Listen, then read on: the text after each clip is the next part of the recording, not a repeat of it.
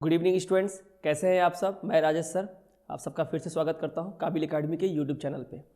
तो क्लासेस तो चल रही हैं और कंटिन्यू चल रही है। कंटिन्यू हम लोग क्लासेस यूट्यूब पे हम लोग अपलोड कर रहे हैं और साथ साथ बहुत सारे क्लासेस जो है वो हमारे जो काबिल एकेडमी के जो ऐप है गूगल प्ले स्टोर पे उसे डाउनलोड कर ले, वहाँ भी बहुत सारे क्लासेस जा रहे हैं।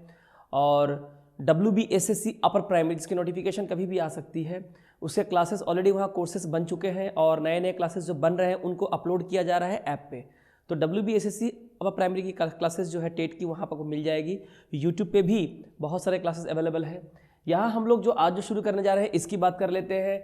आपको पता है इंग्लिश ग्रामर जो कि KBS की जो परीक्षा होने वाली है फरवरी या मार्च में, PRT TGT PGT है कि नहीं, यहाँ आपको 40 नंबर का आपको क्या मिल जाएगा, इंग्लिश मिल जाएगा। क्योंकि PRT में 20 आपको वहाँ पे इंग्लिश का सवाल है और जो 80 नंबर का पेपर है वहाँ भी इंग्लिश का सवाल है। ठीक है, तो PRT TGT PGT के लिए बहुत इंपॉर्टेंट है, CTET के लिए बहुत इंपॉर्टेंट है और WBSSC प्राइमरी के लिए तो खैर इंपॉर्टेंट है ही। तो ये जो कोर्स है इसको ऐसे बनाया गया, ये सेट 3 है कि आप देखेंगे सेट 1 और सेट 2 मैंने करवा दिया है और जगह थंबनेल पे आप देखेंगे KBS लिखा हुआ है, यानी KBS की कक्षा 1 KBS की कक्षा 2। वहाँ मैंने रीजनिंग के भी क्लासेस लिए हैं 1 या 2 और इंग्लिश के भी क्लासेस लिए हैं। तो ये जो है सेट 3 होगा क्योंकि इंग्लिश के 2 क्लासेस में ले चुका हूँ, रीजनिंग के 1 क्लास में ले चुका हूँ। उसके बाद क्लासेस नहीं बनी थी क्योंकि हम लोग सारा फोकस जो है WBSSC जो अपर प्राइमरी है वहाँ कर रहे थे। तो अब जो है KBS की क्लासेस जो है पूरी की पूरी आपको यूट्यूब पे हम दे रहे हैं। ठीक है, आपको यूट्यूब पे पूरी क्लासेस KBS की पूरी तैयारी यूट्यूब पे आपको फ्री में करवाई जाएगी। आप बिल्कुल भी चिंता ना करें, कोई ऐसा नहीं कि डेमो क्लास देख लीजिए, यहाँ कहीं भी मैंने डेमो क्लास नहीं लिखा और लिखेंगे भी नहीं। आपको पूरी क्लास करवाएंगे, चाहे वो हिंदी हो, हिंदी की क्लासेस रतन सर ने आज आपको अपलोड किया, समास का आपने करवा दिया, वर्ण विचार करवा दिया, जो कि PRT TGT PGT सब में कॉमन है। और सबसे खास बात यह है कि वहाँ पे 30 से 35 क्वेश्चन जो प्रीवियस ईयर के टीचिंग एग्जाम में आ चुके हैं उनको भी करवाया गया है। तो ऐसे ही हम लोग क्लासेस करवा रहे हैं। काइंडली क्लासेस को जरूर देखिए, इसको इग्नोर ना करें। बहुत लोग इग्नोर कर रहे हैं, आज इग्नोर कर रहे हैं, लेकिन कल आपको यही क्लासेस जो है काबिल एकेडमी की बहुत याद आएगी, बहुत काम आएगी, जैसे कि WB टेट में आई थी। खैर बातें तो होती रहेंगी। इंग्लिश ग्रामर की MCQ लेकर आए हैं सेट 3, ये सेट 3 है। इसके बाद सेट 4 5 का कंटिन्यू चलता रहेगा। तो ये देख लेते हैं, आप डाउनलोड कर ले काबिल academy app Google play store से। ठीक है, और इसकी तैयारी हम लोग कर रहे हैं। चलिए देखते हैं, अच्छा क्वेश्चन लेते हैं। और जब ये क्वेश्चन आप देख ही रहे हैं तो मेरे साथ साथ सबसे पहले आप सभी कोई अभी जुड़ जाइए लाइव में। और दूसरी बात ये है कि यहाँ जो है क्लासेस आपको कंटिन्यू मिलती रहेगी। MCQ मैं आपको दिखा रहा हूँ, मेरे आंसर देने से पहले आप सवालों को जवाब देने का सबसे पहले प्रयास करें कि सवालों का जवाब होगा क्या, और मिलाए कि आप कितने दक्ष हैं। तो मैं हर क्वेश्चंस को एक्सप्लेन करूंगा और कोशिश करूंगा कि पूरा जो कॉन्सेप्ट है क्लियर कर दूं। और एक बात कि इंग्लिश ग्रामर का जो पूरा कॉन्सेप्ट है, यानी कि फ्रॉम बेसिक टू एडवांस, कोई नहीं करवाता है, सिर्फ क्वेश्चन ही करवाते हैं। मैं चैप्टर वाइज आपको लेसन्स भी करवा दूंगा और पूरा ग्रामर जब खत्म हो जाएगा, जब एक एक चैप्टर ग्रामर खत्म होगा तो उसके ऊपर मैं MCQ भी लेकर आऊँगा, ताकि आपको लाइफ में कभी भी दिक्कत नहीं होगी। अब चाहे आप बैंक की परीक्षा दे, UPSC WBCS या कोई भी एग्जाम दे दे, सबके लिए कॉमन हो जाएगा। ठीक है, चलिए शुरू करते हैं, ज़्यादा लेट नहीं करते हैं। सबसे पहला सवाल देखिए और कोशिश करें इस सवाल को सॉल्व करने का। सवाल क्या है कि more persons than one has been involved in this quarrel, यानी इस झगड़े में एक से ज्यादा लोग जो हैं इस झगड़े में शामिल हैं। अब ये आपका सवाल है, अब कोशिश करें इस सवाल का जवाब देने के लिए। ठीक है, इस सवाल का जो है जवाब देने का कोशिश करें। ठीक है, कि more persons than one has been involved in this quarrel, क्या होगा? A B C D, किस पार्ट में आपको लग रहा है कि यहां पे किसी तरह की ग्रामेटिकल मिस्टेक है, कोई एरर है, आपको वो स्पॉट आउट करना है। ठीक है, तो बताएं, more persons than one has been involved in this quarrel. देखिए सवालों को बहुत ध्यान से पढ़ना जरूरी है, कभी भी झट से कंक्लूजन पे जंप मत कीजिए। ठीक है, सबसे पहला काम जो एग्जाम में आप करें, अगर आपको दिक्कत हो रही है, क्योंकि मिसलेनियस स्पॉटिंग एरर है, इसके लिए 8 पार्ट्स ऑफ स्पीच का ज्ञान होना पड़ेगा, टेंस का ज्ञान होना पड़ेगा। टेंस की तो कमाल की वीडियो मैंने आपको इंग्लिश ग्रामर के सेक्शन में डाली हुई है, ऐप में भी है, यूट्यूब पे भी फ्री में अवेलेबल है। आपको वॉइस चेंज की वीडियो मैंने डाली हुई है, बहुत इंपॉर्टेंट है। नरेशन पढ़ना पड़ेगा, आपको क्लॉज पढ़ना पड़ेगा। तो देखिए 8 parts of speech, tense, voice, narration और क्लॉज, इसके बिना तो कोई चारा नहीं है। ठीक है, सबसे पहले क्या करें, सब्जेक्ट को देख ले। सब्जेक्ट क्या है? मोर पर्सन्स देन वन। ठीक है, तो अगर ये है तो थोड़ा सा आप ध्यान दें, यहाँ पे थोड़ा सा आप ध्यान दें, मोर पर्सन देन वन, ये कौन हो गया आपका? ये आपका हो गया सब्जेक्ट। अब आप जरा ध्यान दें, सब्जेक्ट है क्या? आप ये डिसाइड करें कि सब्जेक्ट आपका सिंगुलर है कि प्लूरल है। क्या बोल रहा है? मोर पर्सन्स, मोर के बाद, मोर तो खुद ही प्लूरल वर्ड है, तो यहां पे क्या होगा? नाउन भी प्लूरल होगा। Several persons, more persons, many boys, many persons, है ना। तो हमारा जो सब्जेक्ट है वो क्या है? प्लूरल है, एक से ज्यादा आदमी। अगर हमारा सब्जेक्ट प्लूरल है तो सब्जेक्ट को हमेशा वर्ब के साथ एग्री होना चाहिए, जिसे हम लोग कहते हैं सब्जेक्ट वर्ब एग्रीमेंट। ये अलग सा टॉपिक है जो मैं आपको बाद में पढ़ाऊंगा, जरूर पढ़ाऊंगा। अगर आप सब्जेक्ट वर्ब एग्रीमेंट मुझसे पढ़ना चाहते हैं तो कमेंट करके बताएं कि अगर आप सब्जेक्ट वर्ब एग्रीमेंट के शौकीन हैं, आपको पढ़ना है एकदम बेहतरीन तरीके से, तो मैं आपको लाजवाब तरीके से पढ़ा दूंगा। कमेंट करके बताएं, क्योंकि आप इंटरेस्टेड होंगे तो ही मैं पढ़ाऊंगा, ठीक है। सब्जेक्ट को वर्ब के साथ अगर एग्री होना है तो हमारा सब्जेक्ट जो है वो क्या है बच्चों? वो है प्लूरल। हमारा सब्जेक्ट अगर प्लूरल है तो हमारा वर्ब भी इसके साथ एग्री होना चाहिए, सब्जेक्ट में और नंबर के साथ। तो हमारा सब्जेक्ट जब प्लूरल नंबर में है तो हमारा वर्ब भी क्या होगा? प्लूरल होगा।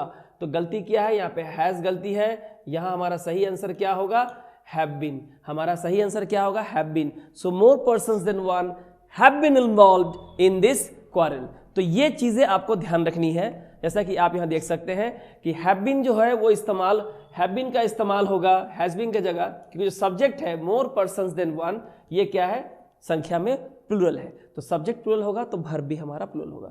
सेकंड नंबर सवाल में आए, I met the two girls, मैं दो लड़कियों से मिला, whom आई बिलीव, जिनका मैं विश्वास करता हूं, आर ट्विन सिस्टर, की वो दो बहनें हैं।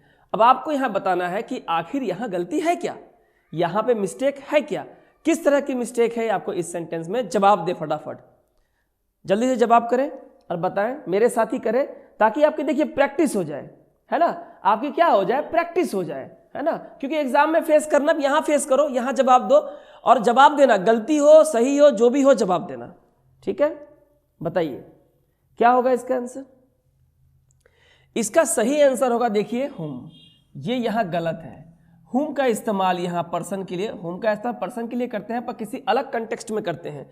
यहाँ पे हम दो लड़कियों की बात कर रहे हैं। दूसरी बात देखिए, हुम के बाद जो हमने क्या इस्तेमाल किया? दो वर्ब का, एक है बिलीव, ये फर्स्ट वर्ब का, और उसके बाद क्या हमने यूज किया? आर, सेकेंड वर्ब का, ठीक है। यहाँ सब्जेक्ट के बाद हमने हु के, हुम के बाद जो है दो वर्ब का इस्तेमाल किया है। यहाँ कभी भी हुम का इस्तेमाल नहीं होगा, बल्कि यहाँ किसका इस्तेमाल होगा? यहाँ इस्तेमाल होगा बच्चों हु का। किसका इस्तेमाल होगा? हु का। I met the two girls who I believe are, क्योंकि हु पर्सन के लिए, पर्सन के लिए हम लोग हमेशा हु का इस्तेमाल करते हैं। हुम का संदर्भ यहाँ पे ऐसे नहीं होता है। हुम माने जिनका या जिसका, ठीक है। तो यहाँ पे ये ज़्यादातर इसका इस्तेमाल करते हैं पर्सन के लिए ही करेंगे, लेकिन इस कंटेक्स्ट में नहीं करेंगे जहाँ हुम के बाद हमको दो वर्ब दिया हुआ है। तो यहाँ गलती यह है कि हुम को हमको किससे रिप्लेस करना पड़ेगा? हु से रिप्लेस करना पड़ेगा। हु का इस्तेमाल होगा हुम के जगह पे, क्योंकि यहाँ पे दो वर्ब का इस्तेमाल हुआ है। किसके बाद? एक हो गया बिलीव और एक हो गया हमारा आर। तो और ये जो हुम है इसे हम लोग क्या कहते हैं? Relative pronoun. इसे हम लोग क्या कहते हैं? अगर हम पार्ट्स ऑफ स्पीच की बात करें तो इसे हम रिलेटिव प्रोनाउन कहते हैं। रिलेटिव प्रोनाउन का इस्तेमाल जिस नाउन के लिए होता है, प्रोनाउन पता है? Any word used in place of a noun. संज्ञा के बदले जिस शब्द का इस्तेमाल करते हैं उसे हम प्रोनाउन कहते हैं, लेकिन उसका रिलेशन ठीक उसके पहले आने वाले अगर नाउन के साथ हो तो उसे रिलेटिव प्रोनाउन कहते हैं। यहाँ हुम का, यानी कि जो गलत है, हु का इस्तेमाल ठीक अपने पहले आए नाउन के लिए हुआ है। दैट मीन्स हु का मतलब क्या है? Girls. Who is equal to क्या है?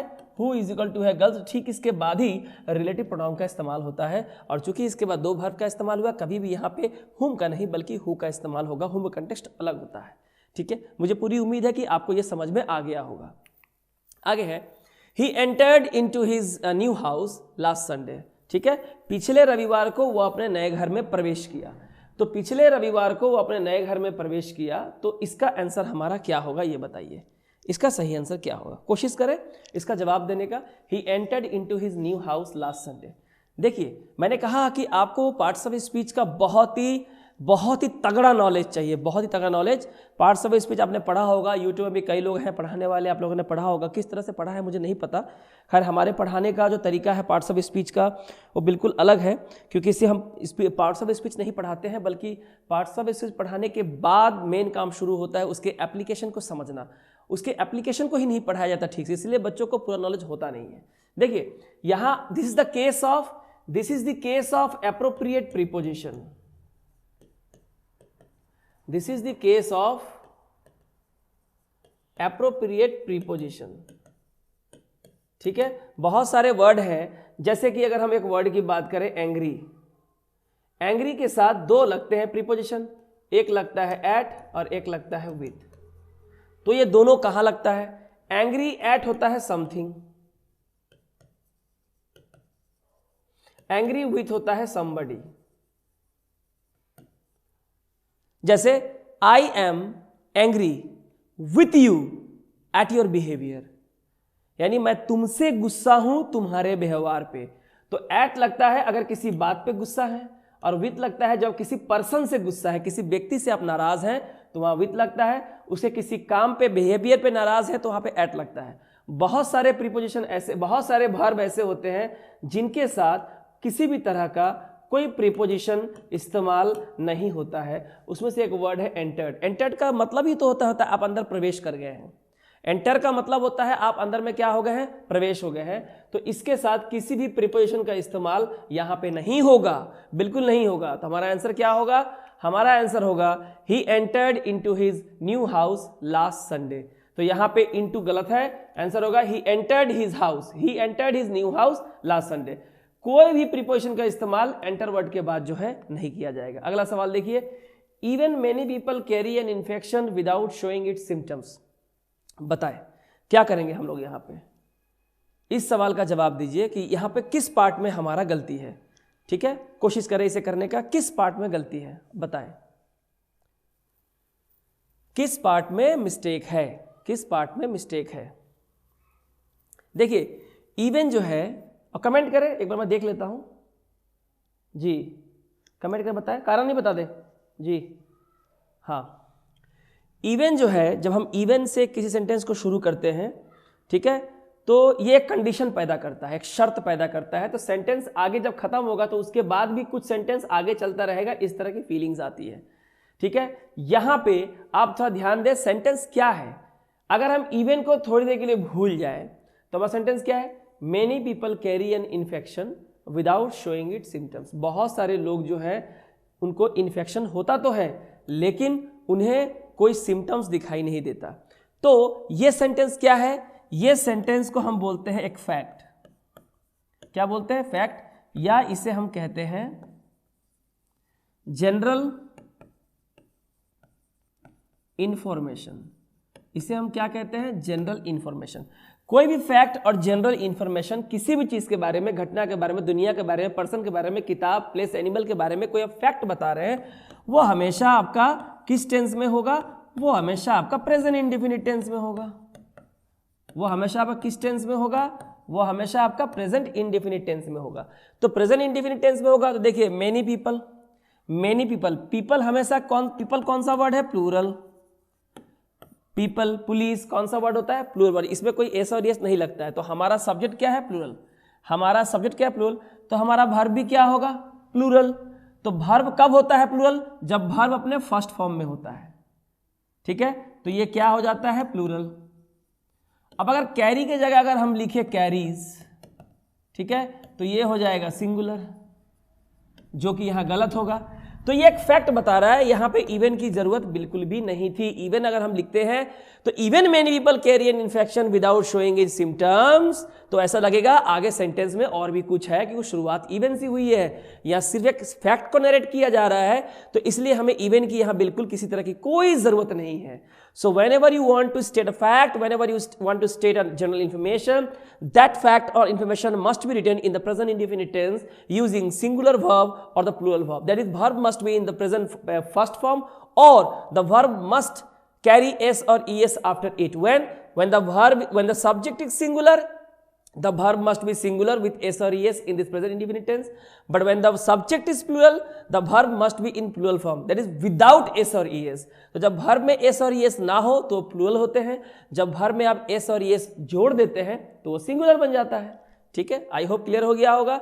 यहाँ मैं लिख भी दिया है कि it is a statement giving facts only that what is happening, so even can not be used here, यहाँ पे नहीं आएगा. आगे देखिए, they will be coming to attend the farewell party isn't it, बताइए. They will be coming to attend the farewell party, वो लोग farewell party attend करने आ रहे होंगे. इजंट इट, नहीं आएंगे क्या? इसे क्या कहते हैं? इसे मैंने पहले भी बताया है, इसे कहते हैं क्वेश्चन टैग. इसे कहते हैं क्वेश्चन टैग. अगर ऐसा क्वेश्चन रहता है इसे कहते हैं क्वेश्चन टैग. क्या क्वेश्चन टैग के बारे में मैंने अलग अलग वीडियो में मैंने अच्छे समझाया है, मैं यहाँ भी बता दूंगा, मैं यहाँ भी बताऊंगा. क्या गलती है? गलती है क्वेश्चन टैग में. देखिए, क्वेश्चन टैग की कुछ खासियत है जो मैं आपको बता दूं, बहुत ही आसान है. एक क्वेश्चन ना मुझे लगता है कि यहाँ से आता ही है और बहुत सॉलिड नंबर मिल जाएगा आपको. सबसे पहले देखिए आपका सेंटेंस जो है, ये देखिए कि आपका सेंटेंस पॉजिटिव है कि आपका सेंटेंस नेगेटिव है. तो हम ये नंबर 1, तो they will be coming to attend the farewell party, कहीं भी कोई नेगेटिव वर्ड इस्तेमाल नहीं किया, यानी कि ये पॉजिटिव है, तो ये खत्म हो गया, नेगेटिव है नहीं. दूसरा नंबर देखिए कि सब्जेक्ट कौन है. सब्जेक्ट कौन है? दे, यहां लिखिए दे, मैं समझा रहा हूं बेसिक. तीसरा नंबर देखिए वर्ब कौन है, दैट इज ऑक्सिलरी वर्ब. हमारा वर्ब कौन है? विल. हो गया, बस. अब आपका आंसर अभी आएगा. कैसे आएगा? देखिए, क्वेश्चन टैग बनाना है तो लास्ट में क्वेश्चन मार्क की जरूरत है. ठीक है, सबसे पहले हमारा सेंटेंस क्या है? पॉजिटिव है. अगर हमारा सेंटेंस पॉजिटिव है तो हमारा क्वेश्चन टैग क्या बनेगा? नेगेटिव बनेगा. हमारा क्वेश्चन टैग क्या बनेगा बच्चों? हमारा क्वेश्चन टैग बनेगा नेगेटिव. और सेंटेंस अगर नेगेटिव होता तो क्वेश्चन टैग बनता पॉजिटिव. खैर, हमारा सेंटेंस पॉजिटिव है, हम नेगेटिव बनाएंगे. कैसे बनाएंगे? सबसे पहले आएगा मेन वर्ब, कौन आएगा? विल. तो विल आएगा और नेगेटिव आएगा. नेगेटिव के लिए क्या आएगा? Will not. लेकिन विल नॉट नहीं लिखते हैं, विल नॉट के लिए क्या लिखते हैं बच्चों? वॉन्ट लिखते हैं. क्या लिखते हैं? वॉन्ट. तो यहाँ पे क्या हो जाएगा? वॉन्ट. अब इसके बाद क्या बच गया? इसके बाद खाली बच गया सब्जेक्ट. सब्जेक्ट कौन है? दे. तो दे को यहाँ लिख दीजिए, क्या दिक्कत है? तो हमारा इसके जगह पे आंसर क्या होगा? Want they. क्या वो नहीं आएंगे? Question mark. तो सबसे पहले देखिए सेंटेंस हमारा पॉजिटिव है कि नेगेटिव है? सेंटेंस हमारा पॉजिटिव है. ठीक है, नेगेटिव नहीं है. सब्जेक्ट हमारा कौन है? दे. वर्ब हमारा ऑक्सिलरी वर्ब कौन है? विल. तो इन्हीं से बनाना है. सेंटेंस हमारा पॉजिटिव है, क्वेश्चन टैग हमारा क्या बनेगा? नेगेटिव. किसके साथ? ऑक्सिलरी वर्ब के साथ. तो विल नॉट हो जाएगा वॉन्ट. ठीक है, आर नॉट हो जाएगा आरंट, इज नॉट हो जाएगा इजंट. ठीक है, और सब्जेक्ट कौन है? दे. तो बस हो गया, विल नॉट का वॉन्ट, दे का यहाँ क्वेश्चन मार्क, हमारा आंसर हो गया. ठीक है, ये देख लीजिए, वॉन्ट दे का इस्तेमाल होगा इजंट इट के जगह पे. As the sentence is in future tense, तो विल से बना है तो क्वेश्चन टैग भी किसी, तो क्वेश्चन टैग हमेशा सेंटेंस में ही दिया रहता है. अगर आपने ये समझ गए, कोई भी क्वेश्चन टैग आप बना लेंगे. ठीक है, चलो आगे देखते हैं. अब ये क्या है? In questions are given blanks to fill in with appropriate words. आपको कुछ वर्ड्स दिए गए हैं, सेंटेंस को समझना है, वर्ड्स को फिलअप करना है. 4 alternatives are suggested for each question. हर क्वेश्चन के लिए 4 सजेशन है. Choose the correct alternative out of the 4 and indicated in the answer sheet. तो आपको 4 में से सही को चुनना है. तो आप ग्रामर का नॉलेज चाहिए तगड़ा. ठीक है, आप देख लो, बताओ. कह रहा है no sooner had he entered the room dash the lights went out and everyone started talking loudly.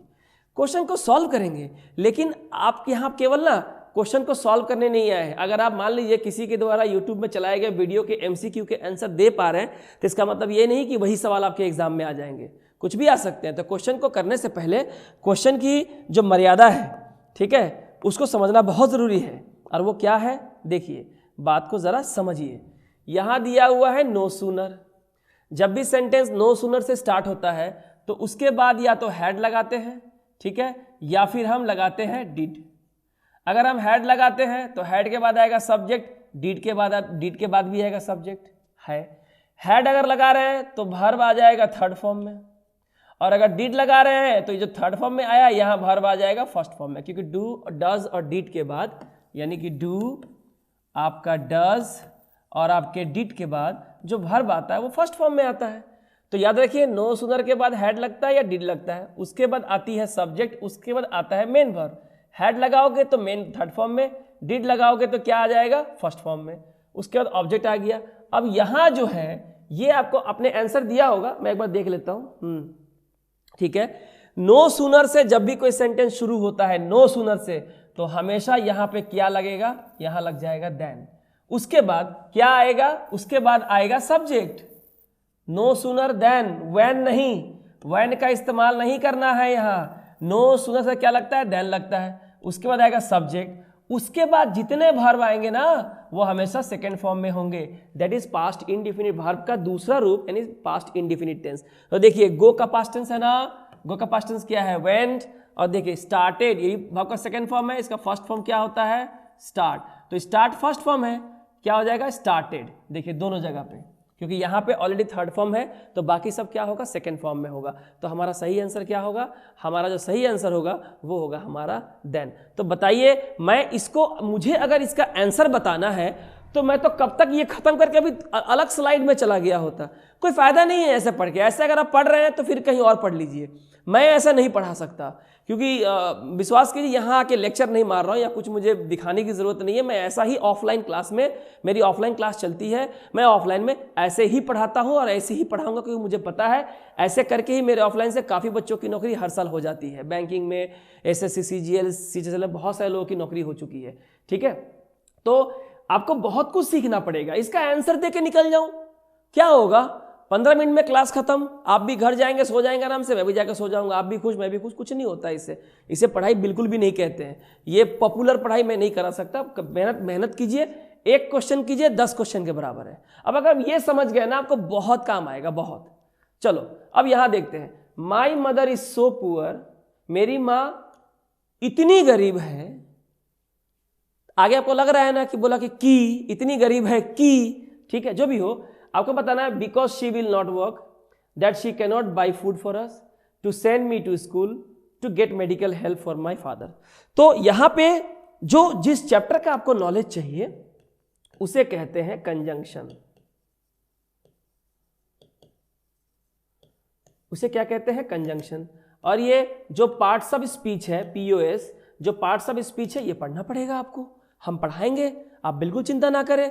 कोई इसके लिए पैसे नहीं लगेंगे आपको, पूरा पढ़ाएंगे आपको ग्रामर, और ऐसा पढ़ा देंगे ना किसी के पास ग्रामर पढ़ने की जरूरत नहीं है। ये मेरा मतलब ईगो नहीं कह रहा, ये मेरा क्या कह रहे हैं, मेरा कॉन्फिडेंस, जो मैं समझता हूं कि हाँ मेरे पास कुछ है जो मैं आपको दे सकता हूं। ठीक है, बैंक के एग्जाम तो आप ऐसे ही उड़ा दोगे जो मैं ग्रामर पढ़ाऊंगा। ठीक है, माई मदर इज सो पुअर, इसका जवाब करें क्या होगा, जल्दी इसका जवाब क्या होगा। हाँ फटाफट जवाब दे ताकि देख सकूं कि क्यों होगा। देखो कंजंक्शन में एक होता है सच, जब सच का इस्तेमाल करते हैं तो हम एज का इस्तेमाल करते हैं। सच के साथ कुछ कुछ केस में हम लोग दैट का भी इस्तेमाल करते हैं, जो हम लोग जब पढ़ेंगे कंजंक्शन तो वहाँ देखेंगे। और वहाँ पे एक और आता है सो, और इसके साथ कौन सा कंजंक्शन इस्तेमाल होता है, दैट। ये होता है सो दैट एक पेयर में, ये सब पेयर में इस्तेमाल होने वाले वर्ड है। जैसे कि नाइदर क्या लगता है, नॉर, ये पता है आप लोगों को क्योंकि आप इसके अभ्यस्त हैं। आइदर में क्या लगता है, और। अगर आपने नो सूनर का इस्तेमाल किया है तो आपको इस्तेमाल करना पड़ेगा देन। अगर आपने हार्डली या स्कैर्सली का इस्तेमाल किया है तो आपको इस्तेमाल करना पड़ेगा व्हेन। क्या इस्तेमाल करना पड़ेगा, व्हेन। ये कुछ चीज़ें हैं, जोड़ा होता है, आपको इस्तेमाल करना पड़ता है। बोथ के साथ आपको इस्तेमाल करना पड़ता है एंड, है कि नहीं, ये बहुत इंपॉर्टेंट है। इसके बाद नॉट ओनली, है ना, क्या इस्तेमाल करते हैं, बट ऑल्सो। इसके यूज में भी बच्चों को काफ़ी दिक्कत होती है, पढ़ा देंगे। ठीक है, तो ये है। तो जब यहाँ पे सो है, ठीक है, माई मदर इज सो पुअर, मेरी माँ इतनी गरीब है की मतलब दैट। सो किससे फॉलो करेगा, दैट। तो हमारा आंसर कौन हो जाएगा, हमारा आंसर हो जाएगा B number, that she can not buy food for us. और भी कई चीज़ें ध्यान देनी है। जब देखिए सेंटेंस हमारा इज है तो आपको PGS आगे फॉलो करना है, पैरेलल ग्रामेटिकल स्ट्रक्चर। यानी अगर हमारा फर्स्ट क्लॉज, ये पहला क्लॉज है, क्लॉज किसे कहते हैं, बड़े से वाक्य का छोटा छोटा हिस्सा जिसके अपने सब्जेक्ट, अपने प्रेडिकेट होते हैं, अपना कुछ अर्थ होता है, उन छोटे छोटे वाक्यों को वाक्यांश क्लॉजेस कहते हैं। इस क्लॉज में हमारा सेंटेंस प्रेजेंट में है तो आगे भी जो हमारा वर्ब होगा क्या होगा, प्रेजेंट में होगा। तो देखिए यहाँ विल है, फ्यूचर नहीं होगा, ठीक है। टू सेंड इंफिनिटिव वर्ब है, नहीं होगा। टू गेट नहीं होगा। कैन नॉट, ठीक है, कैन नॉट क्या होता है, प्रेजेंट टेंस होता है, तो हमारा इस्तेमाल होगा ये। और यहाँ पे देखिए माई मदर इज सो पुअर, मेरी माँ इतनी गरीब है, इतनी गरीब है, यहाँ पे ठीक उसका ऑपोजिट लिखना पड़ेगा कि वो मेरे लिए खाना नहीं खरीद सकती। देखिए नेगेटिव, ये याद रखिएगा, ठीक है। अब इसको अगर मैं ऑपरेशन करने जाऊं तो और भी बहुत कुछ कर सकता हूं। इसे लिख सकता हूं कि my mother is too poor, too poor to buy food for us. इसी को चेंज करके देखिए, ये पूरा सेंटेंस पॉजिटिव है ना। माई मदर, देखिएगा my mother is too poor to buy food for us. जब इसी को, इस यही भी नेगेटिव नहीं है, लेकिन जब इसे कन्वर्ट करते हैं, इस टू को और इस टू को हटाना है, तो यहाँ सो लगता है और यहाँ क्या लगता है, दैट लगता है। तो क्या होता है, माई mother is so poor that she can not buy food for अस। तो ये पूरा दिखने में पॉजिटिव है, लेकिन जब इसे ट्रांसफॉर्म करते हैं तो ये एक्चुअली नेगेटिव अर्थ देता है। तो ये है, ऐसे सीखते हैं ग्रामर, ऐसे सीखते हैं, और पेशेंस रख के देखिए तब होगा काम, है ना। चलिए, थोड़ा हैफाजत हो गया, लेकिन मैंने सीरियसली किया, आपको समझ में आया होगा। आगे देखिए, the inspector of excise has to conduct regular checks. Excise के इंस्पेक्टर को, मैंने पहले कहा सब्जेक्ट कौन है, पूरा यहां से यहां, द इंस्पेक्टर ऑफ एक्साइज क्या है, द इंस्पेक्टर है, यानी कि हमारा जो सब्जेक्ट है वो सिंगुलर है, तो वर्ब क्या होगा, सिंगुलर होगा। हैज टू कंडक्ट, कंडक्ट करना पड़ता है क्या, रेगुलर, नियमित चेक करना पड़ता है। And dash to visit the unit at least once a day, और यूनिट में कम से कम दिन में एक बार विजिट करना पड़ता है, ठीक है। और यहाँ पे क्या होगा, the inspector of excise has to conduct regular checks and dash to visit the unit at least. यहाँ पे जब यहाँ पे हम लोग टू कंडक्ट लिखे हैं तो इसके बाद हमें क्या चाहिए, एक ऑक्सिलरी वर्ब चाहिए, ठीक है। यहाँ भी देखिए टू विजिट दिया हुआ है, यहाँ पे रिक्वायर्स है, रिक्वायर्ड है, इज रिक्वायरिंग है और इज रिक्वायर्ड है, ठीक है। तो यहाँ पे हमारा जो है सही आंसर क्या होगा, हमारा सही आंसर क्या होगा, इज रिक्वायर्ड, क्योंकि यहाँ पे भी हमको क्या चाहिए, एक ऑक्सिलरी वर्ब चाहिए, पैरेलल ग्रामेटिकल स्ट्रक्चर, और ये भी क्या हो जाएगा, पास्ट टेंस, क्योंकि पैसिव वॉइस है, ठीक है। तो हमें चाहिए कि इंस्पेक्टर जो है वहां जाके हर दिन जो है एक बार वहां पर चेक करे। तो जैसे कि यहाँ पे है हैज टू कंडक्ट, यहाँ हो जाएगा इज रिक्वायर्ड टू विजिट। तो इस चीज को याद रखिएगा, यहाँ कभी भी रिक्वायर्स होगा नहीं, क्योंकि प्रेजेंट परफेक्ट टेंस में है। यहाँ वर्ब का सेकंड फॉर्म कोई मतलब ये रिक्वायर्ड टू विजिट नहीं होगा, उसके पहले हमको ऑक्सिलरी वर्ब चाहिए, क्योंकि रिक्वायर्ड वर्ब का सेकंड फॉर्म भी है, रिक्वायर्ड वर्ब का थर्ड फॉर्म भी है। और हमारा यहाँ तो देखिए दिया हुआ है, हैज दिया हुआ है। तो यहाँ पे जब पैसिव वॉइस में लिखेंगे तो पैसिव वॉइस में शुरू में चाहिए होता है ऑक्सिलरी वर्ब और साथ में चाहिए होता है वर्ब का थर्ड फॉर्म। पैसिव में ये कॉमन है, ये कभी मत भूलिएगा, बस पूरा एक्टिव पैसिव इसके ऊपर डिपेंड है। वॉइस के ऊपर मैंने एक शानदार वीडियो यूट्यूब पे इंग्लिश ग्रामर के प्लेलिस्ट में डाला हुआ है, या WB टेट, वेस्ट बंगाल जो टेट की तैयारी मैंने कराई थी प्राइमरी की, पश्चिम बंगाल की, उसका जो इंग्लिश का प्लेलिस्ट होगा, WB टेट की इंग्लिश की प्लेलिस्ट, वहाँ वॉइस है, ठीक है। मेरे चैनल के प्लेलिस्ट में भी है, तो वो देख लीजिएगा, पूरा क्लियर हो जाएगा। Unless you work very hard dash. Unless जो होता है ना, ये क्या है, एक कंडीशन पैदा करता है, ये कंडीशनल वर्ड है, ठीक है। अनलेस जो है, अनलेस, अनटिल, टिल, बेयरली, रेयरली,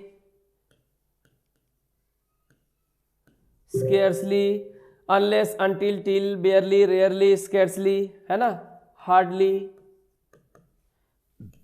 ये सारे क्या हैं बच्चों, ये सारे हैं नेगेटिव वर्ड्स, ये सारे खुद में नेगेटिव वर्ड्स हैं। इसलिए इस क्लॉज, जिस क्लॉज के साथ ये रहते हैं, पहला नियम ये, जिस क्लॉज के साथ ये रहते हैं उसमें कभी भी कोई नेगेटिव वर्ड नहीं आना चाहिए। अगर यहाँ लिखा होता unless you do not work hard, तो आप समझ जाइए गलती यही है। क्यों, अनलेस खुद एक नेगेटिव वर्ड है, जिस क्लॉज के, सेंटेंस के, जिस क्लॉज के उस सेंटेंस के हिस्से के साथ ये रहेगा, या इनमें से कोई भी वर्ड रहेगा, कोई भी वर्ड रहेगा, वहां कभी भी कोई दूसरा नेगेटिव वर्ड नहीं आएगा। हाँ, इस क्लॉज में आ सकता है, इस क्लॉज में आ सकता है और आएगा भी। Unless you work very hard, जब तक कि तुम कठिन मेहनत नहीं करते हो, तुम कुछ यहां पे होगा जो नेगेटिव होगा।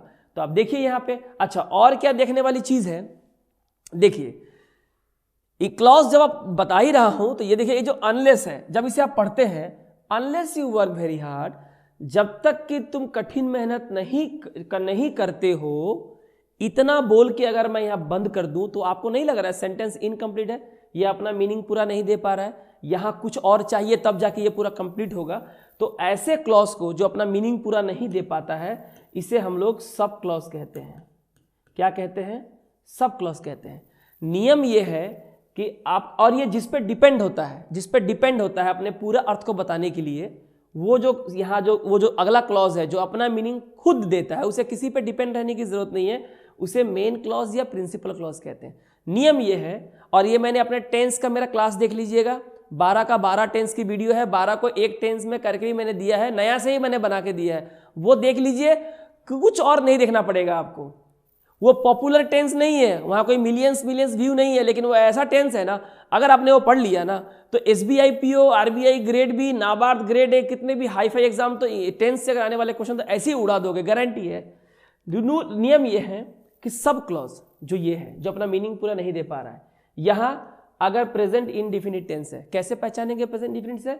वर्ब यहां फर्स्ट फॉर्म में होगा या वर्ब के फर्स्ट फॉर्म के साथ एस या ES होगा। तो यू है, यू तो सेकंड पर्सन है, एस और ES केवल थर्ड पर्सन सिंगुलर नंबर के साथ, ही, शी, इट, है ना, किसी का नाम, आपका मेरा सिंगुलर नाम, उनके साथ एस और ES लगता है। जैसे he works, she works, it works, Ram works, Sita works, या यू वर्क है, यानी यहां प्रेजेंट इंडिफिनिट टेंस है। तो नियम यह है कि सब क्लॉज में अगर प्रेजेंट इंडिफिनिट टेंस हो, सब क्लॉज में अगर प्रेजेंट इंडिफिनिट टेंस हो, ध्यान से सुनिएगा, तो जो मेन क्लॉज होगा वो फ्यूचर इंडिफिनिट टेंस में होगा। मतलब क्या है? यहां पे विल या शैल के साथ वर्ब की फर्स्ट फॉर्म आएगी मेन क्लॉज में।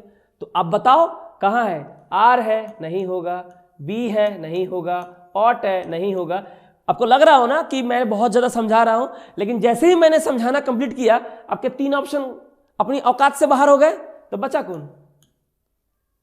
यही दिस इज मैजिक, बेसिक ही एडवांस है। Unless you work very hard you will not be succeed. यहां क्या होगा? You will not be succeed. तो यही नहीं समझोगे, मैं आंसर बता दूंगा, बोलोगे सर ने तो कमाल का क्लास लिया। बिल्कुल नहीं, भ्रम में मत रहो, कोई कमाल का क्लास नहीं लिया मैंने, बेवकूफ बनाया आप लोगों को, ठीक है? तो ये गलत है, ऐसा कुछ भी नहीं है। Unless you work very hard you will not be succeed. सब क्लॉज प्रेजेंट इंडिफिनिट टेंस में होने से main clause future indefinite tense में होगा, या main clause future indefinite tense में होने से, मैंने विल, शैल और वर्ब की फर्स्ट फॉर्म होने से सब क्लॉज में प्रेजेंट इंडिफिनिट टेंस होगा। बहुत सवाल क्लियर हो गए आपके, बहुत सवाल, आप विश्वास भी नहीं करोगे, आप करते रहो ना। आगे देखो, when I saw him through the window dash. अब देखो यहां तक, ये when I saw him through the window, जब मैंने उसे खिड़की से देखा था क्यों? क्योंकि सॉ देखिए वर्ब की सेकंड फॉर्म है। अब यहां जब मैंने उसे खिड़की से देखा था, इतना बोल के अगर मैं चुप हो जाऊं तो आप नहीं पूछोगे अरे आगे तो बोलो, आखिर कहना क्या चाहते हो? तो यहां पे कुछ बोलना पड़ेगा। तो ये कौन सा क्लॉज है? ये सब क्लॉज है, क्योंकि ये पूरा मीनिंग नहीं देता है। अब आगे जो लिखेंगे उससे इसका पूरा मीनिंग क्लियर होगा, ठीक है? लेकिन यहां देखो, यहां क्या है? वर्ब की सेकंड फॉर्म है, ये सब क्लॉज है, और सब क्लॉज में पास्ट इंडिफिनिट टेंस है। देखो अतीत में यानी पास्ट में जब कोई एक घटना घटी, उसके साथ साथ दूसरी घटना भी साथ में घटी, हो ही सकता है। एक हुआ ये, एक घटना घटी, उसके साथ साथ दूसरी घटना भी घटी। दूसरा होता है जहां व्हेन नहीं होता है, वाइल होता है। वाइल कब लगता है? पास्ट में जब कोई काम हो रहा था, पास्ट कंटिन्यूअस टेंस, जब कोई काम हो रहा था उस वक्त कुछ हुआ। कल शाम 8 बजे जब मैं अपने कमरे में नाच रही थी तो मैंने किसी के चिल्लाने की आवाज सुनी, या किसी के गिरने की आवाज सुनी, या एक्सीडेंट हुआ। तो कोई काम जब चल रहा था उस समय कुछ हो गया, वो होता है वाइल से। लेकिन जब व्हेन दिया रहेगा और यहां वर्ब का सेकेंड फॉर्म है, तो इधर भी वर्ब का सेकेंड फॉर्म होगा। क्या होगा? वर्ब का सेकेंड फॉर्म। पास्ट में 2 घटनाएं आजू बाजू एक के बाद एक घटी, ये व्हेन से बन सकता है। और अगर वाइल होता तो कोई जो घटना घट रही थी उस समय कुछ हुआ, यानी एक चला जाएगा पास्ट कंटिन्यूअस टेंस में, एक चला जाएगा पास्ट इंडिफिनिट टेंस में। तो हमें वर्ब का सेकेंड फॉर्म चाहिए, एम रनिंग। प्रेजेंट का क्या काम है जब यहाँ पास्ट टेंस है? नहीं। शुड फ्यूचर का क्या काम है? नहीं। प्रेजेंट का क्या काम है? नहीं। क्या बचा? आई रैन आउट। रैन क्यों?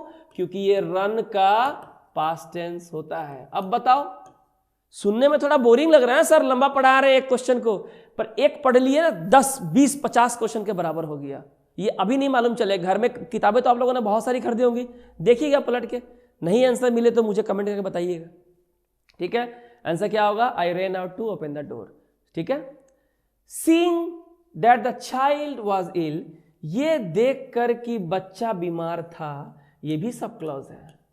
और ये सीइंग क्या है? पार्टिसिपल है। क्या है? पार्टिसिपल। देख करके कि बच्चा बीमार था, क्या किया गया? The dash. अब अगर ये द आर्टिकल है, आपको पता है, डिटरमाइनर है, सबको पता है। और ये द कहां लगता है? स्पेसिफिक, स्पेसिफिक नाउन के पहले, है ना। अब अगर दा लगा है तो यहां पे कौन चाहिए? नाउन चाहिए कि नहीं चाहिए? नाउन चाहिए। अब बताओ, विंडोज भी नाउन है, डॉक्टर भी नाउन है, मदर भी नाउन है, बॉटल भी नाउन है।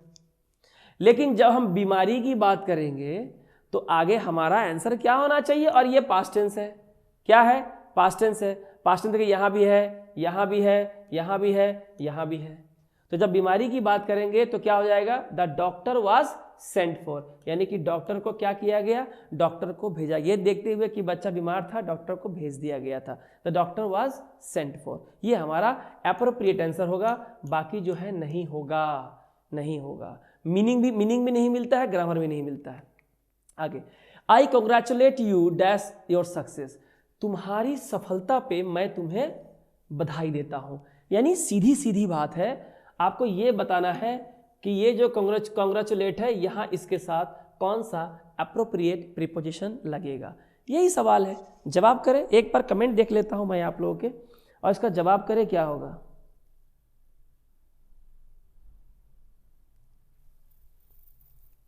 ठीक है, तो कॉन्ग्रेचुलेट पे यस क्या होगा? कॉन्ग्रेचुलेट पे हमारा सही जवाब क्या होगा? ऑन। जब हम किसी को किसी चीज पे उसको बधाई देते हैं और कॉन्ग्रेचुलेट वर्ड का इस्तेमाल करते हैं, तो कॉन्ग्रेचुलेट ऑन व्हाट? आपको ऑन नाम का प्रीपोजिशन लगाना पड़ता है। आगे है, it is no use dash to come now, अभी आने का कोई मतलब नहीं है। ही इज वेरी बिजी, वो बहुत व्यस्त है। ठीक है, यहां पे नो यूज का इस्तेमाल किया गया है। आप बताइए इसके साथ कौन सा आंसर होगा? Asking him, to ask him, if you asked him, that you ask him. सही जवाब दीजिए क्या होगा? It is no use.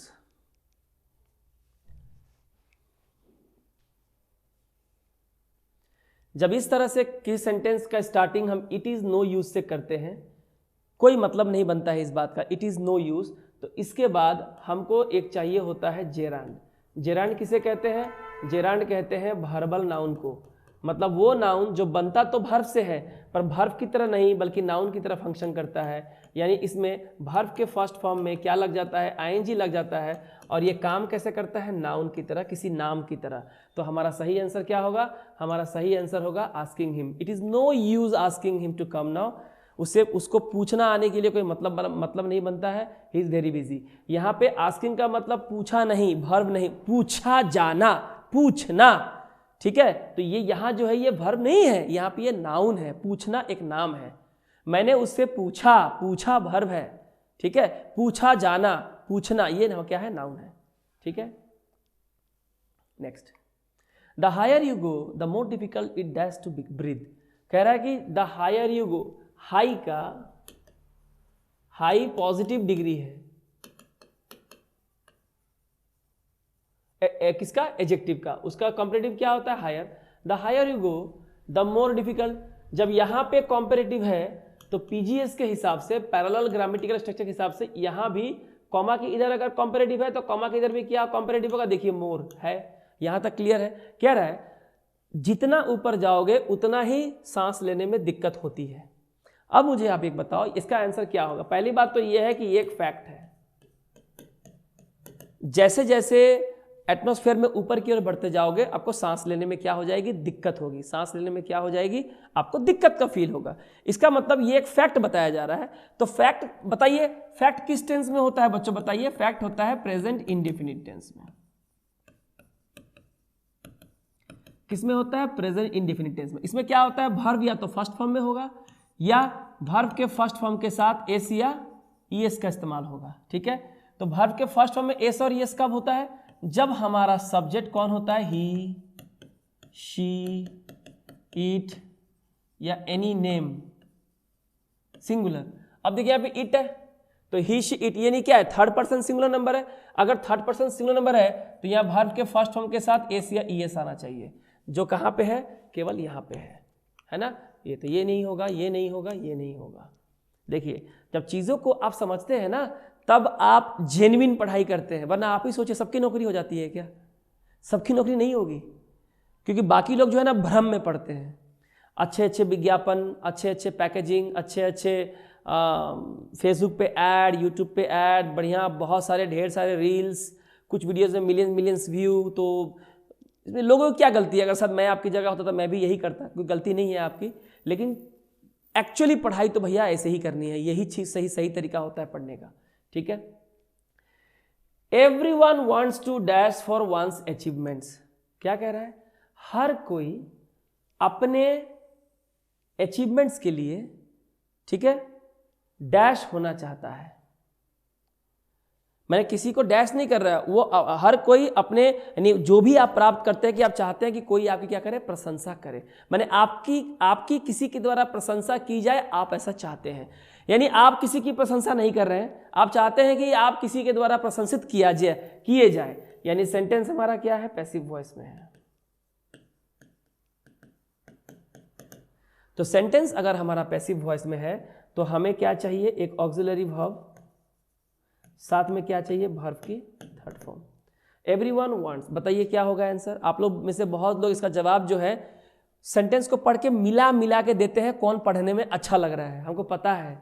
और ये इतनी हैबिट हो गई है कि ज़्यादातर केस में सही हो जाता है, पर एग्जामिनर इतना बेवकूफ़ नहीं है। सही आंसर क्या होगा?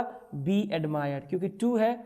मेरी वॉइस वाली अगर वीडियो देखिएगा ना, मेरी जो वॉइस वाली जो वीडियो है वो WB टेट के इंग्लिश का जो प्लेलिस्ट है वहाँ भी अवेलेबल है, और गूगल प्ले स्टोर का जो मैंने काबिल एकेडमी का ऐप है वहाँ पे बहुत सारे कोर्सेज हैं। WB टेट भी है, WB SSC अपर प्राइमरी भी है, CHSL की मॉक टेस्ट भी अवेलेबल है, बैंक की मॉक टेस्ट अवेलेबल है, और भी बहुत सारी SSC GD की मॉक टेस्ट अवेलेबल है। ठीक है, तो उसके वहाँ भी प्लेलिस्ट में डाला गया है।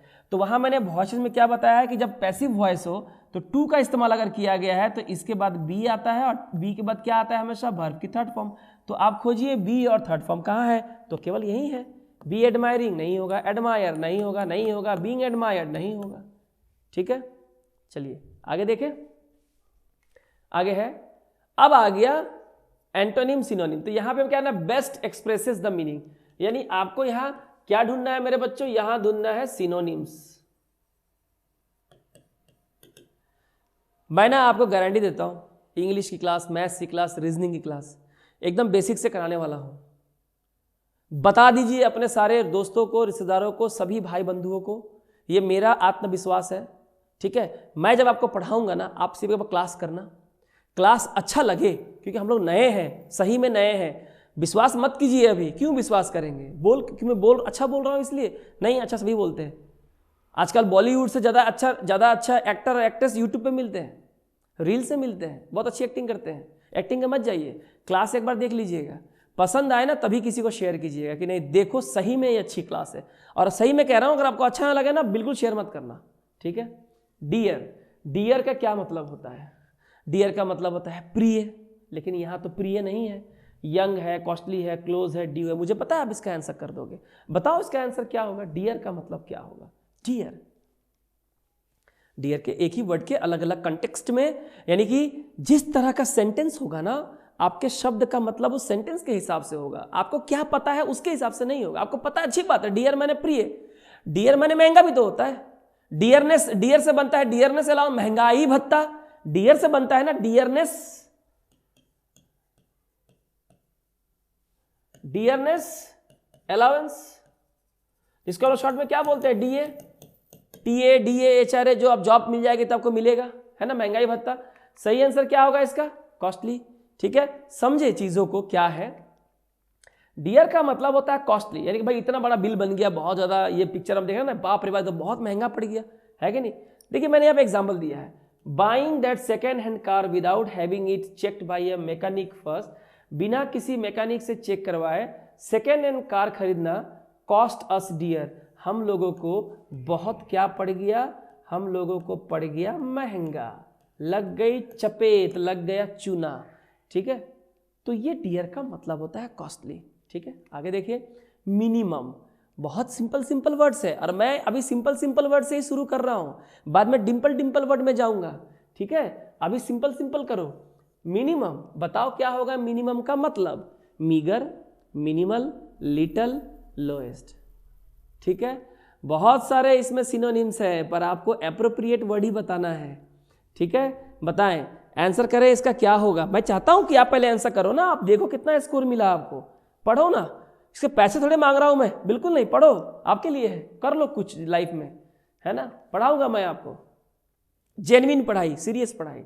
सही आंसर क्या होगा, इसका सही आंसर होगा मिनिमल। मिनिमम का सही मतलब क्या होता है, मिनिमम। जैसे ये पर आवर कितना चार्ज कर रहा है, $6000, और ये क्या कर रहा है, $15 एन आवर की मांग कर रहा है कि नहीं। तो देखो ये क्या है, सबसे मिनिमम है, इसे हम लोग क्या कहते हैं, एकदम मिनिमम या मिनिमल, ठीक है।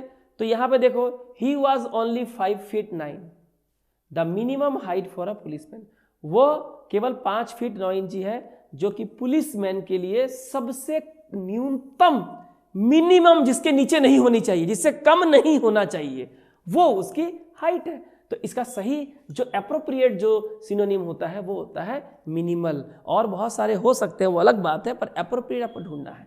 मुझे लगता है क्लियर हो गया होगा। आगे बढ़ते हैं। डेलीगेट, बहुत सारे ऐसे ऐसे वर्ड्स दूंगा जिसमें अभी आप कंफर्टेबल फील करोगे, मैं चाहता हूं कि आप कंफर्टेबल फील करो ना, अरे आराम से पढ़ो, और ना ही मैंने पॉपुलर होने के लिए आपको ये सब वर्ड दे रहा हूं, ठीक है। बताओ डेलीगेट, डेलीगेट का क्या मतलब होता है, पार्टिसिपेंट, मेंबर, रिप्रेजेंटेटिव या ऑफिसर। बताइए सही जवाब क्या होगा इसका, कोशिश करें इसका आंसर देने का।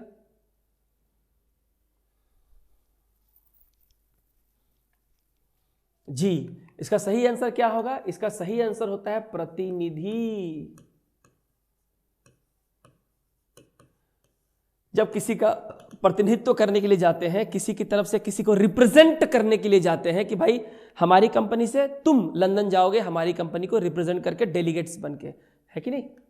एग्जाम्पल देखिए, जो G20 222 होने वाला है इंडोनेशिया में, रिकवर टुगेदर रिकवर स्ट्रॉन्गर, ये इसका थीम है।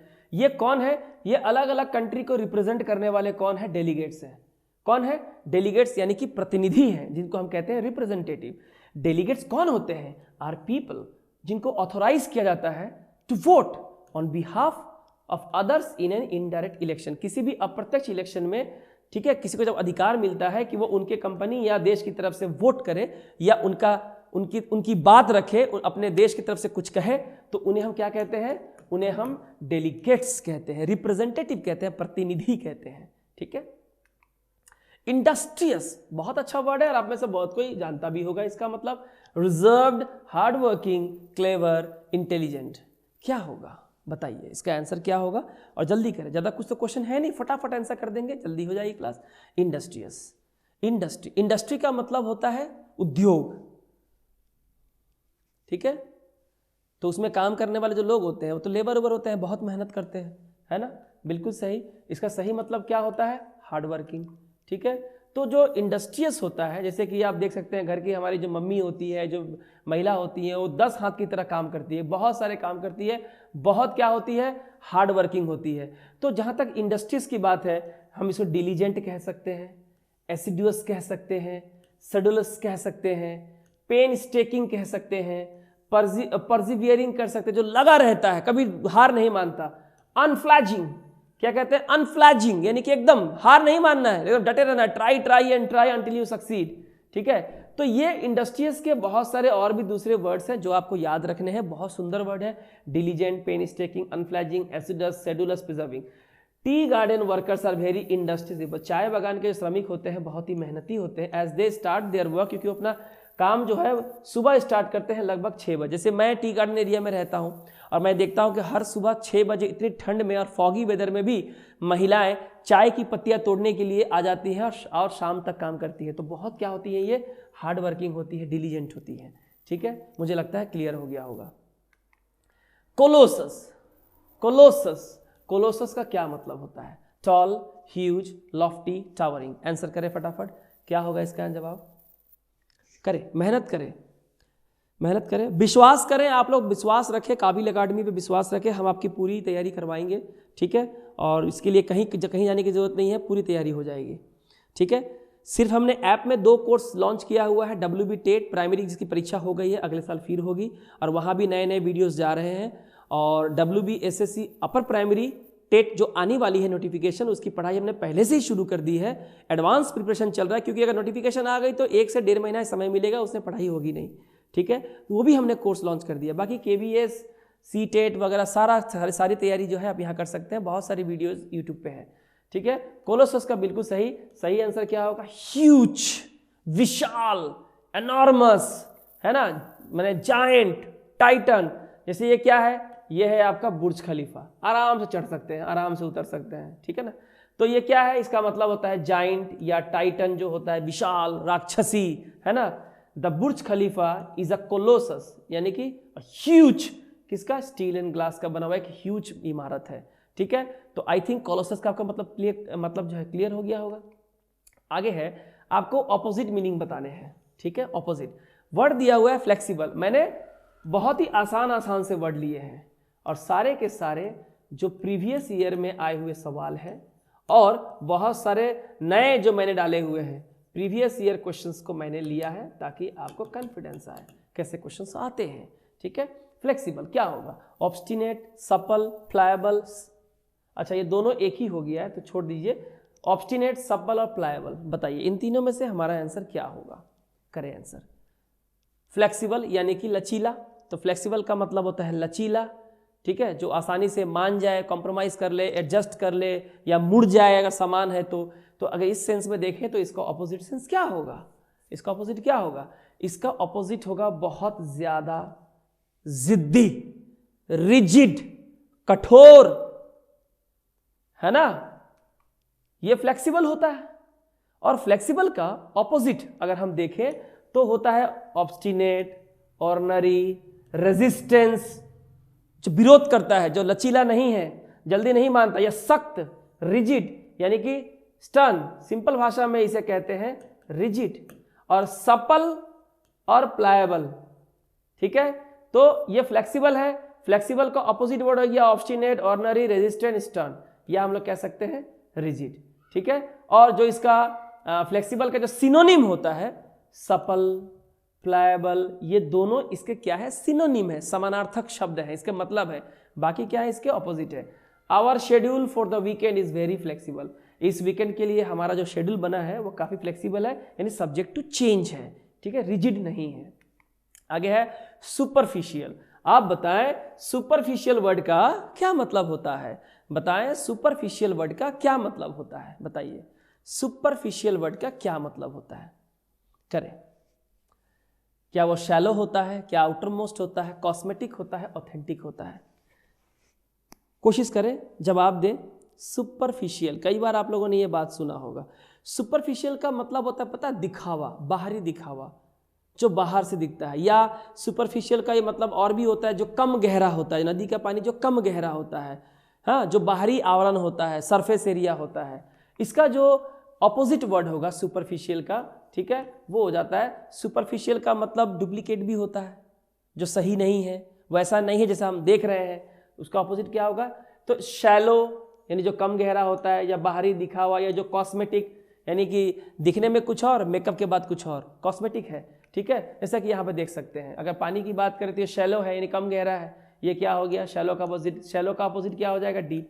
शैलो का अपोजिट क्या हो जाएगा? डीप। तो देखिए सुपरफिशियल इसका मतलब हो जाएगा, सिनोनिम हो जाएगा shallow, outer most, cosmetic. Opposite हो जाएगा ऑथेंटिक, या हम कह सकते हैं डीप, या कह सकते हैं जेन्युइन, है ना।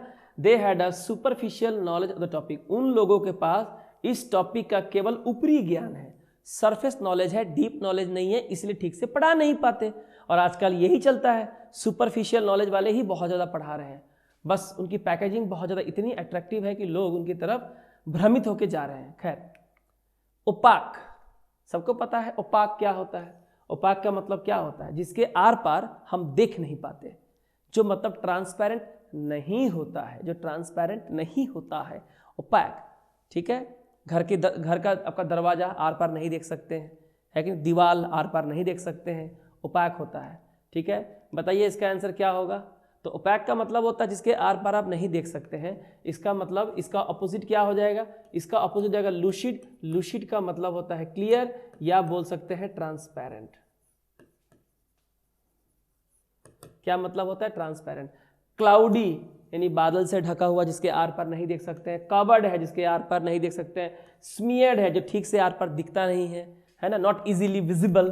ठीक है ना, तो जैसे कि ये क्या हो गया, ये ओपैक है, जो आप दरवाजे के आर पार नहीं देख सकते। ये क्या है? इसका ऑपोजिट है, जो ट्रांसपेरेंट है। ठीक है, the target is mostly transparent to the probe light. जब प्रोब लाइट पड़ रही है तो जो टारगेट है वो आर पार दिख रही है। ऑल्दो, हालांकि इट इज बिकमिंग ओपैक, ये नहीं दिख पाती नियर द इंटरैक्शन रीजन। जहाँ पे इंटरैक्शन रीजन है वहाँ पे ये दिख नहीं पाती है, नॉट विजिबल है। ठीक है, मुझे लगता है क्लियर हो गया होगा, और बहुत सारे अलग से मीनिंग भी दे रखे हैं मैंने। जैसे ओपैक का ये 3 सिनोनिम है, ये आपका एंटोनिम हो गया क्लियर, ट्रांसपेरेंट। ठीक है, कॉन्फिडेंस। कॉन्फिडेंस का मतलब होता है आत्मविश्वास। तो बताइए इसका क्या होगा हमारा answer? Certainty, diffidence, boldness, nerve. इसका आंसर क्या होगा? कॉन्फिडेंस। कॉन्फिडेंस का अपोजिट हो जाएगा हमारा डिफिडेंस। कॉन्फिडेंस का सिनोनिम होता है सर्टेनिटी, बोल्डनेस या नर्व, जिसे कहते हैं साहस, हिम्मत, विश्वास। ठीक है, जैसे कि देखिए ये क्या है, ये कॉन्फिडेंस का एक एग्जांपल है। ठीक, इसका ऑपोजिट क्या होता है? डिफिडेंस। कॉन्फिडेंस सेंटेंस क्या होगा? He lack the confidence to succeed. सफल होने में उसके अंदर आत्मविश्वास क्या है? नहीं है, कमी है। ठीक है, आगे देखते हैं इनसैनिटी। बताइए इनसैनिटी का मतलब क्या होता है? पागलपन।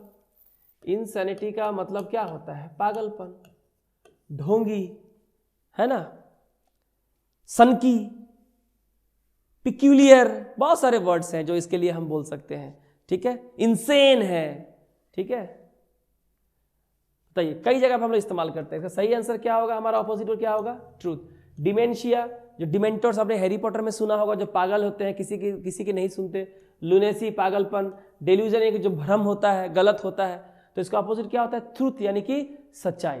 ठीक है, मेनी स्टिल रिजेक्ट कोविड-19 vaccines, we are reaching herd insanity. पागलों की तरह जो है भीड़ बढ़ती जा रही है, जो भी।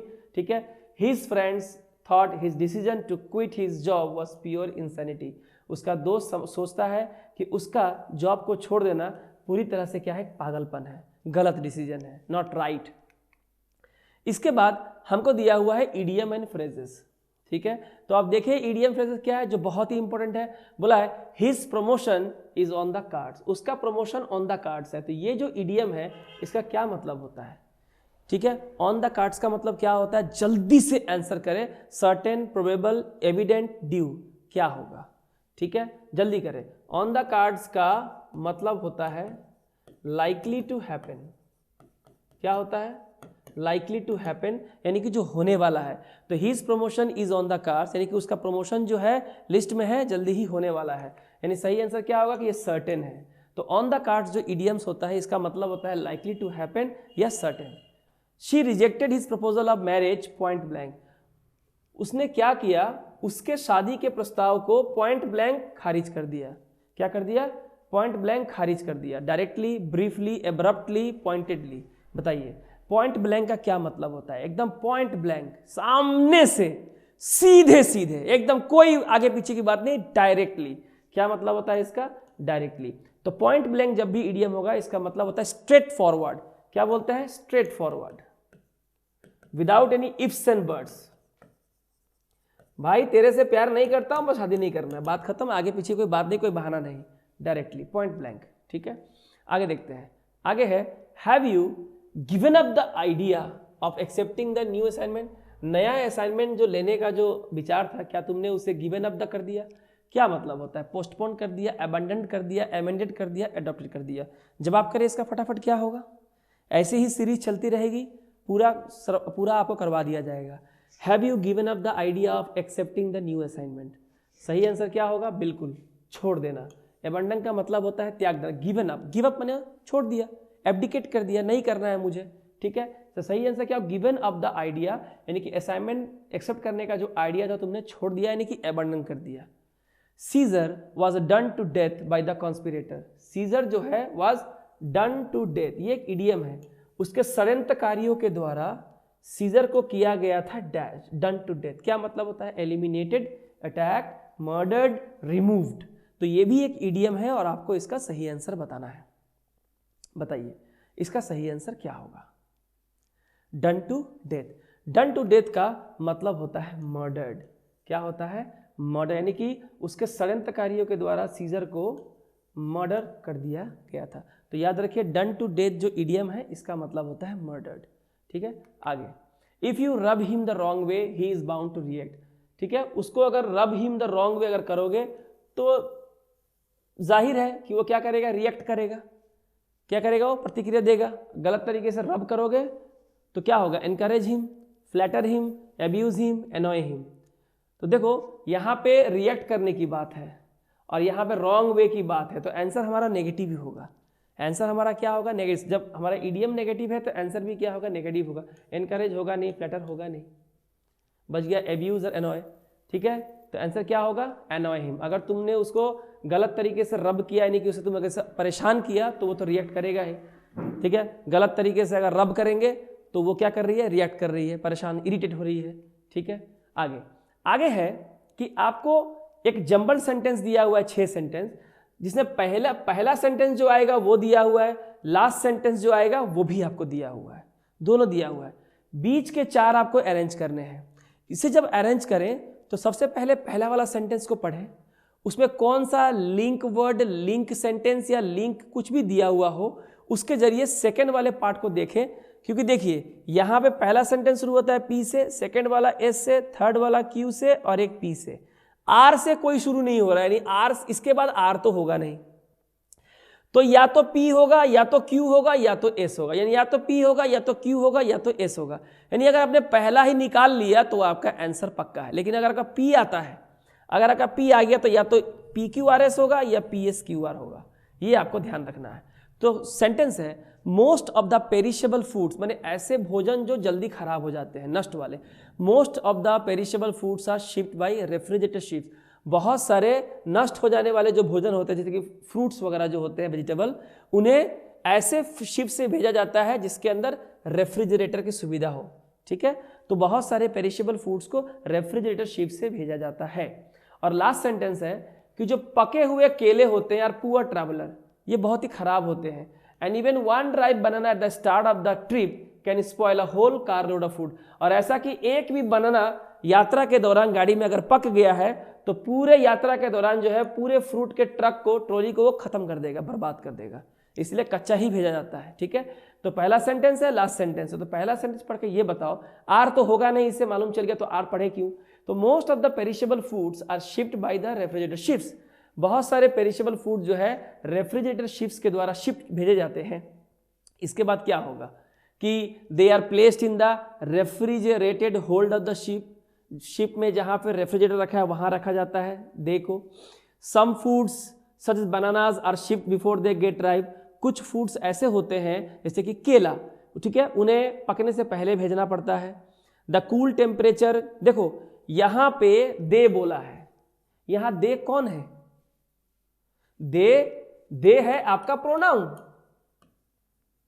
तो ठीक इसके पहले कोई नाउन के बारे में बोला गया होगा, पर यहां तो किसी नाउन के बारे में बोला ही नहीं है, तो दे है कौन।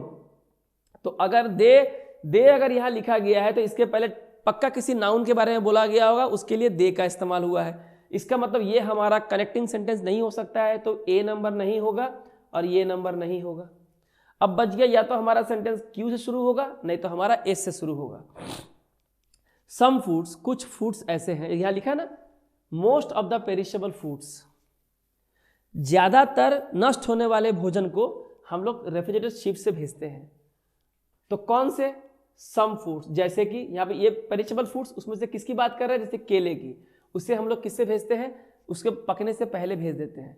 ठीक है, और क्या बोला है, the cool temperature keep the bananas from getting ripe during the trip, जो ठंडा तापमान होता है वो केले को ट्रिप के दौरान पकने से रोकता है।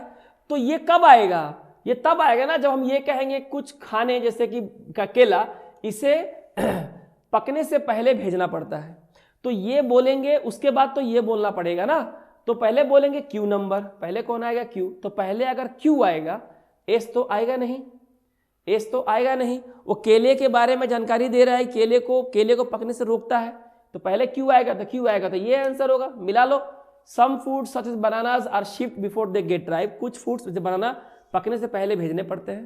पी नंबर दे, अब ये दे कौन है, ये रहा, ये जो बनानास है प्लूरल में, इसी के लिए किसका इस्तेमाल किया गया था, दे, तो इसके बाद ये आएगा। दे आर प्लेस, इन्हें कहाँ रखा जाता है, शिप में, जहां पे रेफ्रिजरेटर है वहां डाला जाता है। उसके बाद क्या होगा, एस नंबर, वहां डालने से क्या होता है, वहां का जो ठंडा तापमान होता है वो यात्रा के दौरान केले को पकने से रोकता है। और फिर R number, as the green bananas are loaded, जैसे जब हरे रंग का केला, उसमें एज लगाया है ना, लिंकिंग वर्ड है, यानी इसके पहले कुछ होगा।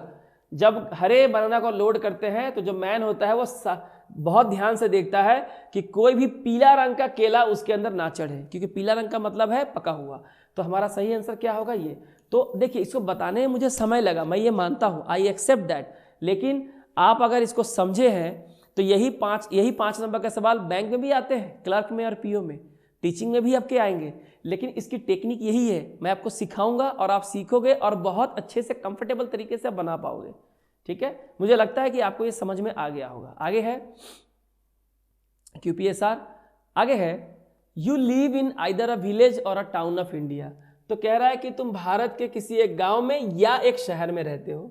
और आगे है इंडिया इज आवर होमलैंड, भारत हमारी भूमि है, घर है। तो you live either in a village or a town in India. तो यहाँ पे यू है, यू के रहने की बात है, गांव की बात है, शहर की बात है, इंडिया की बात है। ये सारे क्या है, लिंक वर्ड्स हैं। ये सारे क्या है, ये सारे हमारे लिंक वर्ड्स हैं। तो अब आपको बताना है कि यहाँ पे इसका आंसर होगा क्या, और आप देखें और मुझे बताएं कि इसका आंसर जो है क्या होगा। कोशिश करें एक बार आप लोग इसका। देखिए, यहाँ पे है P, यहाँ पे है P, यहाँ पे है Q और यहाँ पे है R, यानी कि S तो आउट हो गया, यानी S हमको नहीं देखना, इसके बाद S तो नहीं होगा। और ऐसे भी क्यों नहीं होगा, दीज बोला है, दीज क्या है, प्रोनाउन, यानी हमें यहाँ पे नाउन चाहिए पहले। तो या तो हमारा P से स्टार्ट होगा या Q से या R से। तो देखते हैं, बोला है कि मेनी विलेजेस एंड टाउन, ठीक है, many villages and towns form a tehsil और a taluka. There are also some areas in, also there are also, ऐसे भी एरियाज हैं, ऐसे भी एरियाज हैं। तो आप मुझको ये बताओ कि अगर और भी एरिया हैं तो इसके पहले कुछ किसी एरिया के बारे में बोला होगा, उसके अलावा भी और एरिया है, तो ये तो हमारा होगा ही नहीं Q number, Q number out. समझ रहे हो ना, ऑल्सो बोला है, ऑल्सो कुछ और भी एरिया है हमारे देश में, जिसे हम लोग यूनियन टेरिटरी कहते थे, इसके पहले किसी और एरिया के बारे में बोला गया है, तब जाके ऑल्सो बोला गया है, तो हमारा क्यू नहीं होगा। अब या तो P होगा नहीं तो R होगा, आसान हो गया, तो P और R में देखेंगे। तो देखो बोला है कि मेनी विलेजेस एंड टाउन, देखो हम लोग बोला है, R बोला है मेनी तहसील और तालुकास, ये नहीं होगा, R नंबर नहीं होगा। देखो मजा आ जाएगा, क्यों नहीं होगा, देखो P में क्या बोला है, many villages and towns form a tehsil और अ तालुका, बहुत सारे गांव और शहर ऐसे हैं जो मिलके तहसील या तालुका बनाते हैं। तो P में हमने तहसील और तालुका के बारे में बात किया, जो किससे बनता है, गांव और शहरों को मिला के। तो तहसील और तालिका के बारे में जब बोल देंगे तो उसके बाद ना उसके बारे में एलाबोरेट करेंगे ना, पहले बता देंगे कि मेनी तहसील और तालुका फॉर्म अ डिस्ट्रिक्ट, बहुत सारे तहसील और तालुका जिला बनाते हैं। तो उसके पहले क्या बोलना होगा कि बहुत सारे गांव और शहर तालुका बनाते हैं, और उन तालुका से क्या बनता है, डिस्ट्रिक्ट बनता है, यानी कि R भी नहीं होगा, R भी नहीं होगा, यानी P से होगा। अब P से होगा तो देखो कि PQ होगा या PR होगा, इसी तरह से एग्जाम में करना है ना, शुरू प्रैक्टिस तो ऐसे करनी है। तो एक बात तो साफ है कि P होगा। P में बोला है कि many villages and towns form a tehsil और अ तालुका, ठीक है।